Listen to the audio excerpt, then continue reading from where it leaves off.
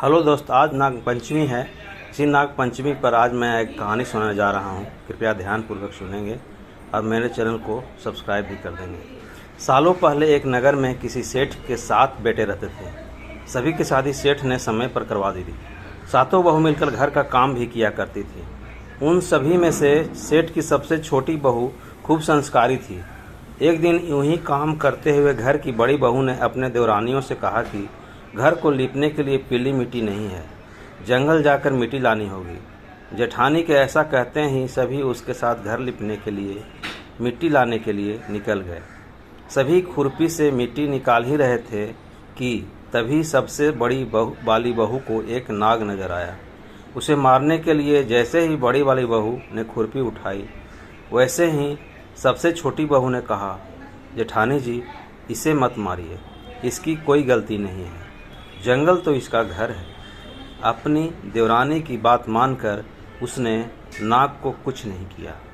तभी उस छोटी बहू ने नाग से कहा कि आप एक जगह पर अलग से बैठ जाइए, हम तब तक मिट्टी खोदते हैं, फिर आपके पास आएंगे। इतना कहकर सभी मिट्टी निकालने लगे और कुछ देर बाद घर चले गए। सभी के दिमाग से नाग वाली बात निकल गई थी। अगले दिन छोटी बहू को अचानक से याद आया कि उसने नाग को इंतजार करने के लिए कहा था। वो तुरंत अपनी सभी जेठानियों को अपने साथ लेकर नाग के पास चली गई। वहाँ देखा तो वो नाग उन सभी के इंतजार में उसी जगह पर बैठा हुआ था। नाग को देखते ही छोटी बहू ने प्यार से कहा, भैया, कल हम लोग आपके पास आना भूल गए थे, उस बात के लिए आप हमें माफ़ कर दीजिए।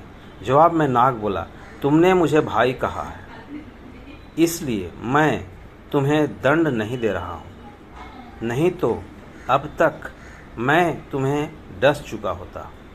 आज के बाद में तुम हमेशा के लिए मेरी बहन रहोगी। अब तुम अपने भाई से कोई वरदान मांग लो, मैं तुमसे बहुत खुश हूँ। इतना सब सुनने के बाद छोटी बहू ने नाग को बोला, मेरा कोई भी सगा भाई नहीं है, इसलिए मैंने आपको भाई कहा था। अब से आप मेरे भाई हो। अब हरदम मेरी रक्षा करना आपका फर्ज है, बस यही वरदान मुझे आपसे चाहिए। नाग ने हर कदम पर साथ देने का वादा किया और अपने रास्ते निकल गया। सेठ की सारी बहू भी अपने घर लौट गई। कुछ समय बाद नाग इंसान का रूप बनाकर अपनी बहन से मिलने सेठ के घर गया। उसने सेठ से कहा कि मेरी छोटी बहन को बुला लो,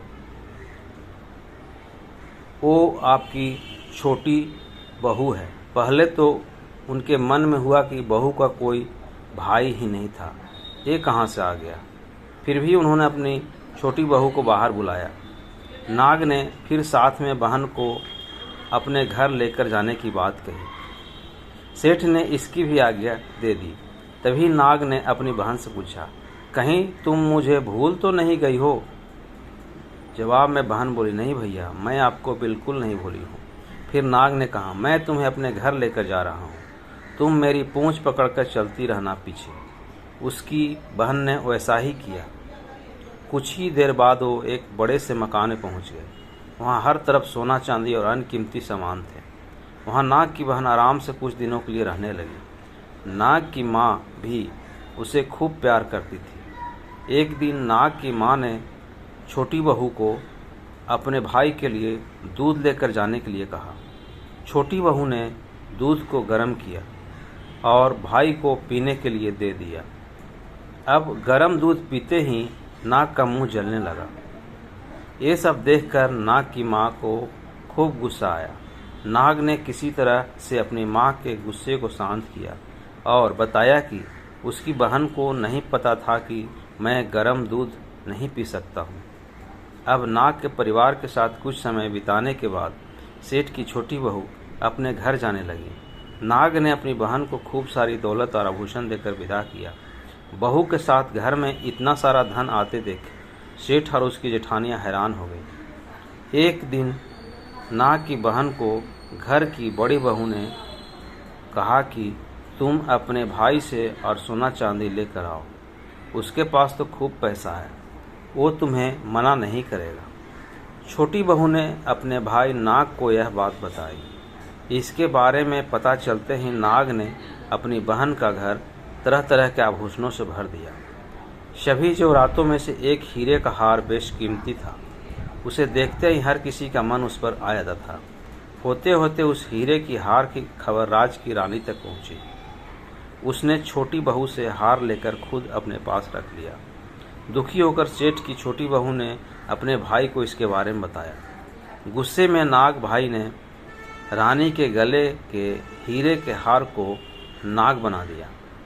इससे डरकर रानी ने एकदम हार को अपने गले से उतारा और सेठ की छोटी बहू को महल बुलाया।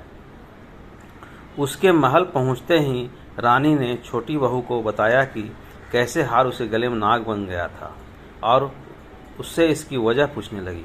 तब सेठ की छोटी बहू ने बताया कि नाग भाई ने यह हार सिर्फ मुझे पहनने के लिए दिया है।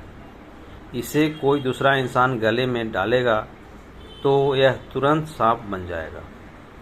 इस बात को सही साबित करने के लिए रानी ने सेठ की छोटी बहू को सांप बन चुके हार को पहनने के लिए कहा। छोटी बहू ने जैसे ही नाग बने हार को गले में डाला तो वो दोबारा हीरे के हार में बदल गया। मरहानी ने ये सब होते हुए खुद अपनी आंखों से देखा और हैरान रह गई। अब उसे सेठ की छोटी बहू की बात पर यकीन हो गया। उसने हार छोटी बहू को अपने साथ लेकर जाने के लिए कहा। इतना सब होने के बाद रानी ने सेठ की छोटी बहू को कुछ सोने की मुद्राएं देकर महल से विदा कर किया। अब सेठ की छोटी बहू घर में सोने के सिक्के लेकर पहुंची। यह सब देखकर सेठ की बड़ी बहू को जलन होने लगी। उसने सोचा कि क्यों न ऐसा कुछ किया जाए जिससे देवरानी परेशान हो जाए। उसने अपने देवर से पूछा, आखिर तुम्हारी पत्नी को इतने आभूषण, धन, ये सब कुछ कैसे मिल जा रहा है? तुम्हें इस पर ध्यान देना चाहिए। यूं ही तो कोई किसी को इतना सारा धन, जेवरात और सोने के सिक्के नहीं दे देता है। पता करो कोई आखिर क्या मामला है। भाभी से अपनी पत्नी के बारे में इतना सब सुनने के बाद उसके मन में अपनी पत्नी के लिए शक पैदा हो गया। उसकी हर बात को शक भरी निगाहों से देखने लगा। एक दिन इस बारे में उसने अपनी पत्नी से बात की। खुद के लिए अपने पति से ऐसा सब सुनने के बाद वो दुखी हो गई। उसने सीधे अपने भाई नाग से मुलाकात की और अपने पति द्वारा कही गई सारी बातों के बारे में बता दिया। अपनी दुखी बहन को देखकर नाग को भी गुस्सा आया। सीधे वो अपनी बहन के पति से मिला और बोला कि अपनी बहन को जेवरात और दूसरे तोहफे मैंने दिए हैं। तुम्हें उस पर किसी भी तरह का शक करने की ज़रूरत नहीं है।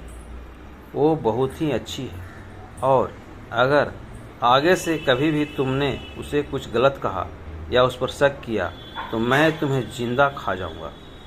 नाग से ये सब सुनने के बाद सेठ के बेटे ने उससे माफ़ी मांगी और कहा कि आज के बाद से मैं ऐसी बातें बिल्कुल भी नहीं करूंगा।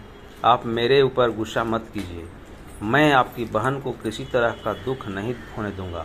इतना कहकर वो सीधे घर गया और अपनी पत्नी से भी माफ़ी मांगी। उसके बाद दोनों खुशी खुशी साथ में रहने लगा। इसी तरह सेठ की छोटी बहू हर तरह की मुसीबत में अपने भाई को याद करती और वो उसकी परेशानी को दूर कर देता। इसी तरह नाग पंचमी का त्यौहार शुरू हुआ और सभी महिलाएं नाग को अपना भाई मानकर पूजते हुए उन्हें दूध पिलाने लगी। कहानी से सीख। नाग पंचमी कथा से दो सीख मिलती है। पहली यह कि किसी दूसरे के भड़काने पर और उनकी बातों से प्रभावित होकर अपने लोगों को शक नहीं करना चाहिए। दूसरी सीख है कि अच्छा करने और सोचने वालों को उसका सकारात्मक फल जरूर मिले। इसी तरह हमारे चैनल को सब्सक्राइब करें और वीडियो को भी लाइक भी करें। धन्यवाद।